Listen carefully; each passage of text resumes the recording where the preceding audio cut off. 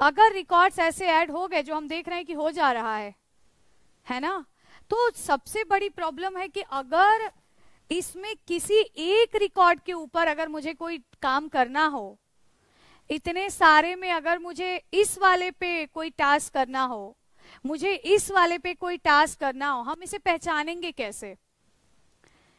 तो सबसे बड़ी प्रॉब्लम क्या है?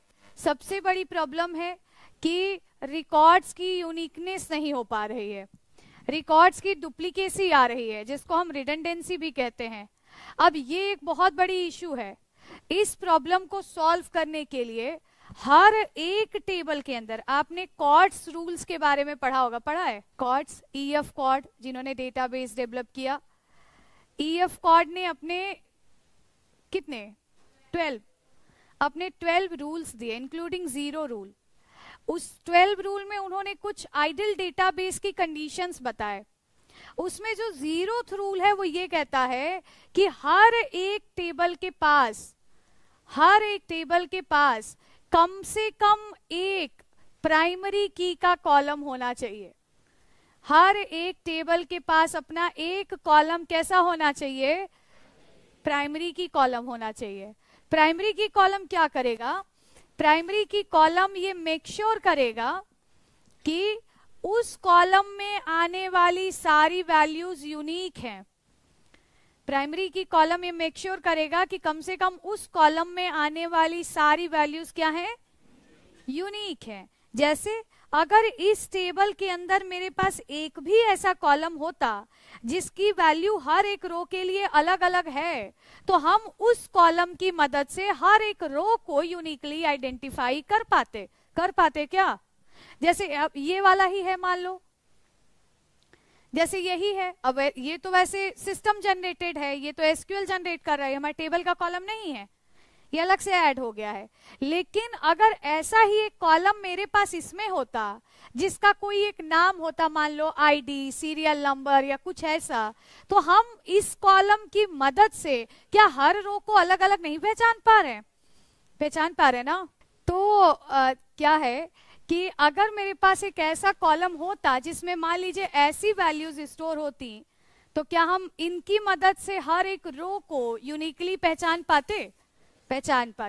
जैसे हम कह रहे कि अगर हम इस वाली रो की बात कर रहे हैं, तो इस वाली रो की बात करें मतलब हम उसकी बात कर रहे हैं जिसके सीरियल नंबर कॉलम की वैल्यू क्या है? 2 है, पहचान पा रहे। So that is the first rule कि अगर आप डेटाबेस बना रहे हो तो हर टेबल के पास अपनी एक यूनिक कॉलम जरूर होना चाहिए। अगर किसी टेबल में यूनिक कॉलम नहीं होगा तो उस टेबल में आने वाले डेटाज में रिडंडेंसी हो जाएगी और फिर आप सही डेटा पे काम नहीं कर पाएंगे। Is it okay? यस। तो उसके लिए हम लोग यूज करते कीज। बेसिकली हमें 4 तरीके की कीज के बारे में, एक्चुअली 5 तरीके की कीज के बारे में पढ़ना है। तो हमें कुछ कीज के बारे में पढ़ना होगा। कीज के बारे में हम पढ़ते हैं कौन कौन सी। बेसिकली कीज होती हैं प्राइमरी की, फॉरेन की, यूनिक की, कैंडिडेट की और सुपर की। ये 5 कीज के बारे में हम लोग फिलहाल अभी पढ़ेंगे। बट उससे पहले मैं आपको बताऊं कि सबसे पहला नियम तो ये है, हर एक टेबल के पास कम से कम एक कॉलम ऐसा होना चाहिए जिस कॉलम को प्राइमरी की बनाया गया हो। अंडरस्टूड? जिस कॉलम को क्या बनाया गया हो? प्राइमरी की बनाया गया। अच्छा, अब कभी कभी क्या होगा कि what is table is the set of attributes, table is the set of columns. अगर आपको जो कॉलम्स मिल रहे हैं, मतलब आप टेबल में जिन सेट ऑफ एट्रीब्यूट्स को इनपुट करा रहे हो, इंसर्ट करा रहे हो, अगर उन्हीं सेट ऑफ एट्रीब्यूट्स में से किसी को प्राइमरी की बना सकते हैं तो बहुत अच्छी बात है। समझे क्या हमने बोला? एक टेबल बनाया जिसमें कि इतने, ये टेबल टीबीएल स्टूडेंट क्या है? 6 एट्रीब्यूट्स का कलेक्शन है। टीबीएल स्टूडेंट क्या है? 6 एट्रीब्यूट्स का कलेक्शन। अगर आप इन्हीं 6 में से किसी एक को, एक टेबल में एक ही प्राइमरी की हो सकता है, मल्टीपल बना दिया तो उसको हम कैंडिडेट की कहते हैं। तो फिलहाल के मल्टीपल भी बना सकते हैं बट उनका कलेक्शन फिर प्राइमरी की माना जाता है, उसको कैंडिडेट की कहा जाता है। तो अब एक टेबल में एक ही प्राइमरी की टाइप का कॉलम होगा, तो अब है क्या, इन 6 में से अगर किसी को प्राइमरी की बना सकते, कैसे पता कि प्राइमरी की बना सकते, 2 कंडीशन अप्लाई हो जाएंगी प्राइमरी की बनाने से। क्या, प्राइमरी की बनाने से कॉलम के ऊपर 2 कंडीशन अप्लाई हो जाएगी। पहला, यूनिक वैल्यूज, पहला जो कंडीशन होगा वो होगा कौन सा, यूनिक वैल्यूज। यूनिक वैल्यूज का मतलब है कि उस कॉलम में आने वाली सारी वैल्यूज डिस्टिंक्ट वैल्यूज होंगी, मतलब कोई भी वैल्यू रिपीटेटिव नहीं होगी। अगर रिपीटेटिव हुई तो वो उस वैल्यू को एक्सेप्ट नहीं करेगा, एक एरर रिटर्न करेगा। और दूसरा, नॉट नल।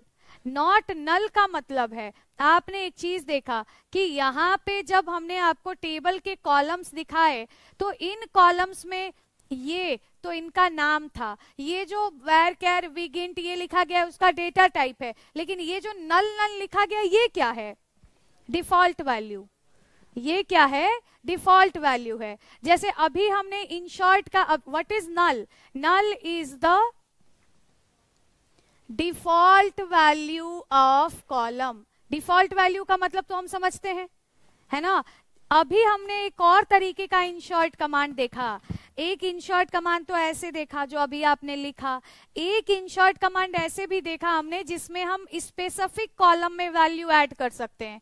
जैसे मैंने कहा कि मुझे सारे कॉलम को वैल्यू सप्लाई नहीं करनी है, सिर्फ नेम और मोबाइल नंबर पास करना है या नेम और ईमेल आईडी पास करनी है, तो मैं क्या करूंगी, तब मैं ऐसे लिखूंगी, इंशॉर्ट इनटू टीबीएल स्टूडेंट, और वैल्यूज लिखने से पहले पैरेंथेसिस बना के इसमें क्या लिखेंगे, कॉलम का नाम। तो कौन कौन से कॉलम में वैल्यू पास करनी है, एक जिसका नाम है नेम और दूसरा जिसका नाम है मोबाइल नंबर मान लीजिए, और तीसरा जिसका नाम है जेंडर मान लीजिए, हमें 3 बस। तो अब कॉलम का नाम लिख दिया, तब लिखा वैल्यूज, और फिर वही सिंगल कोट्स में के अंदर या बिना सिंगल कोट्स के जैसे किया।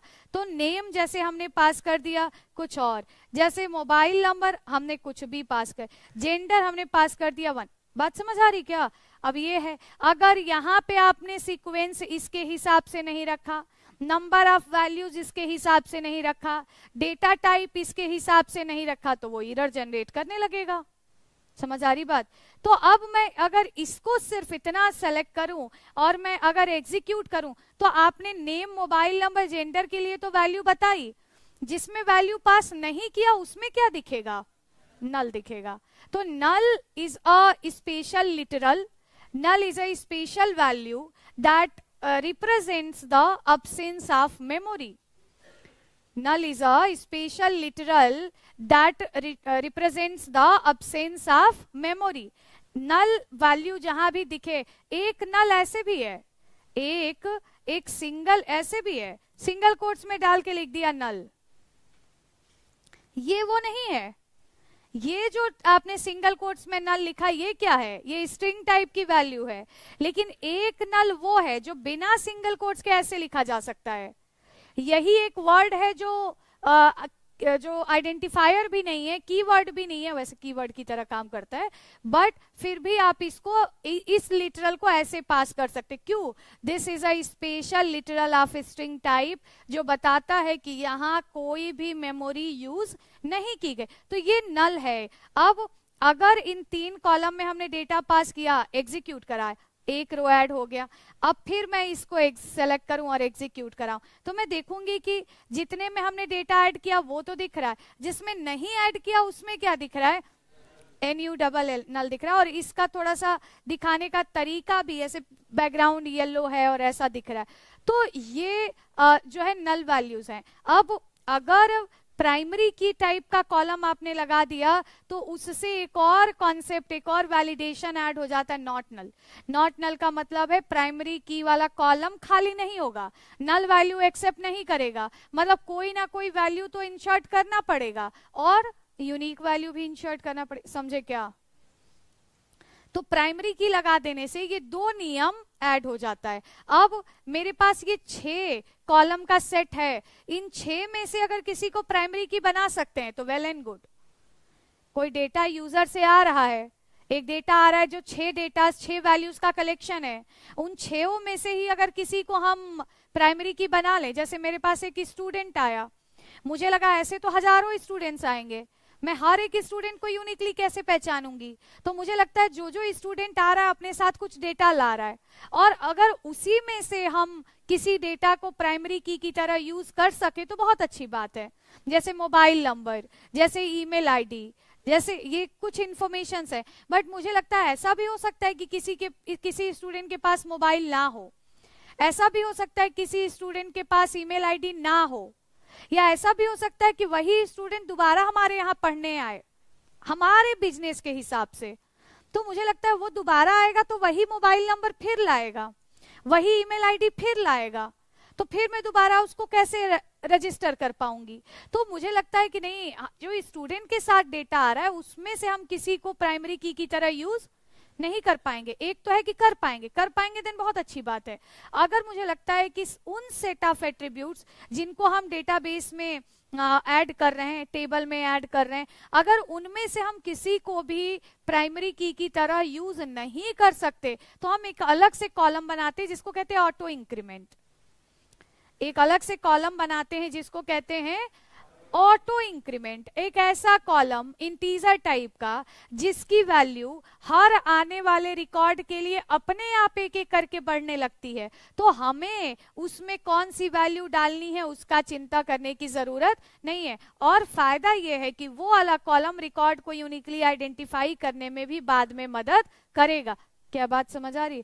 तो जैसे मेरे पास अगर ईमेल आईडी, सपोज मैंने एक और नया टेबल बनाया एम्प्लॉय, मुझे लगा हर एक एम्प्लॉय के पास अपनी एक यूनिक ईमेल आईडी होगी, तो मैं एक टेबल अगर क्रिएट करूं, मैंने लिखा create table TBL underscore employ, और इसमें मैंने एक कॉलम बनाया नेम को हमने लिख दिया varchar, साइज लिख दिया 100, ओके। एक हमने कॉलम बनाया मोबाइल नंबर, हमें लगता है नहीं मोबाइल नंबर को हमें नहीं करना चाहिए, मैंने एक और कॉलम बनाया ईमेल आईडी, और ईमेल आईडी को हम सबसे पहले तो इसका कम से कम डिफिनीशन ये लिखना ही पड़ेगा, इसके बाद बहुत सारी और प्रॉपर्टीज हम कॉलम पे लगाया करते हैं। तो एक प्रॉपर्टी इसी में से मिल गया प्राइमरी की, तो किसी कॉलम को प्राइमरी की बनाने के लिए उसके आगे लिख दिया करते हैं प्राइमरी स्पेस की, ऐसा बस बन गया प्राइमरी की टाइप का। समझे क्या? अब ईमेल आईडी की वैल्यू आप इनपुट भी कर सकते हैं, मैंने लिख दिया सैलरी, और सैलरी को हमने बना दिया इंट टाइप का। तो एक है हमारे पास कि ईमेल आईडी कॉलम की वैल्यू आप इंसर्ट कर सकते हैं, और साथ ही साथ इसकी वैल्यूज यूनिक होंगी, मतलब एक बार जो वैल्यू इसमें ऐड हो गया वो दोबारा ऐड नहीं हो। अब एक है मेरे पास कि मुझे लगता है नहीं हम ईमेल आईडी को प्राइमरी की नहीं बना सकते, ऐसा हो सकता है कि किसी आने वाले एम्प्लॉय के पास ईमेल आईडी ना हो, मान लीजिए अगर हमें ऐसा लगता है, तो फिर हम एक अलग से कॉलम सीरियल नंबर, या आमतौर पे हम इसको आईडी नाम का बना दिया करते हैं या सीरियल नंबर नाम का बना दिया करते हैं। तो एक हमने सीरियल नंबर बना दिया और हमने लिखा कि सीरियल नंबर कॉलम ये हमेशा किस टाइप का होगा, इंटीजर टाइप, और इस कॉलम को आप बना सकते हैं किस टाइप का, आइडेंटिटी।